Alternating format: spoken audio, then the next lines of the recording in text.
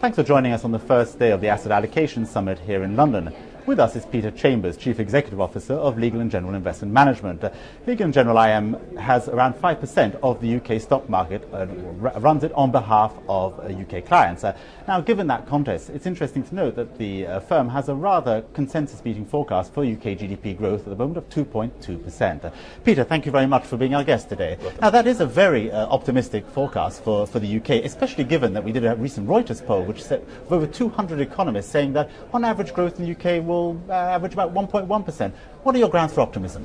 Well, I wouldn't get too excited about it, actually. There are three things I would say. Firstly, that 2.2% in the first year of recovery is not exactly buoyant, given the extent to which the economy has fallen.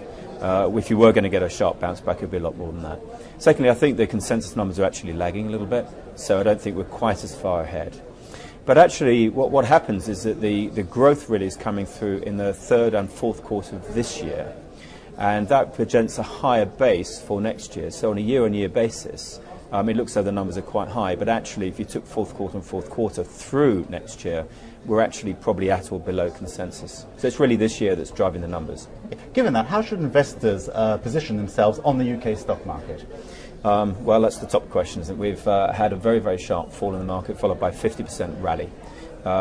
These sorts of rallies may go on a little bit longer, they may not. From my perspective, I think you have positive influences coming through from the interest rate position. You have very, very loose monetary easing across the board.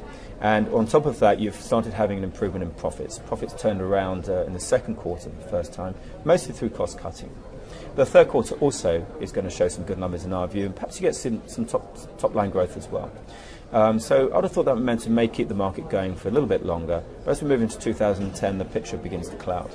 And what sectors do you like at the moment on the UK stock market? I'm afraid I'm more of a general guy than that. I'm not too knowledgeable on the individual sectors. I'd rather duck that if you don't mind. Yeah. Well, let me ask you then, in your September market commentary, you mentioned that some markets may have gone too far in pricing better times ahead, and that expectations could be revised lower as stimulus packages fade. Is that still your take? I think that is. If you take some of the specific measures being taken, in America, for example, cash for clunkers, so the ability to buy a new car and trade in your old one with a grant. There's no doubt that caused a big spike in car sales in the US, which has come off now since the programme ended. So some of those policy initiatives were a one-off that are beginning to fade. But I think also a lot of the excitement about the economy has come through from the improvement in the industrial picture, which has been the build of an inventory cycle. And as that finishes, as inventories get back to normal levels, you've got to ask where the demand's coming from. It's not really coming from the consumer.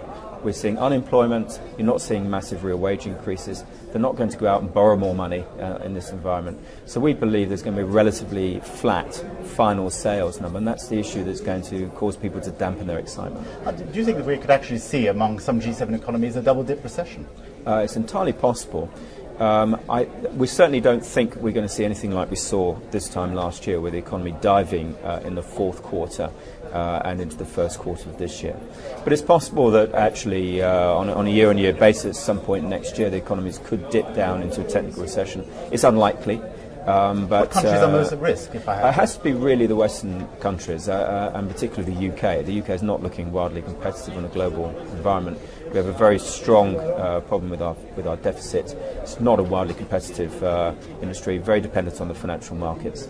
So the finance industry is strong. And also, as you see some cuts in public spending, the impetus that's coming from government spending will also decline a bit. So you could see, from that basis, the economy decline a bit. But I wouldn't really define it as a double dip. Okay, Peter, if I had to sort of pin you down for 2010, what do you think will be the sort of star asset class for 2010? It's a very good question.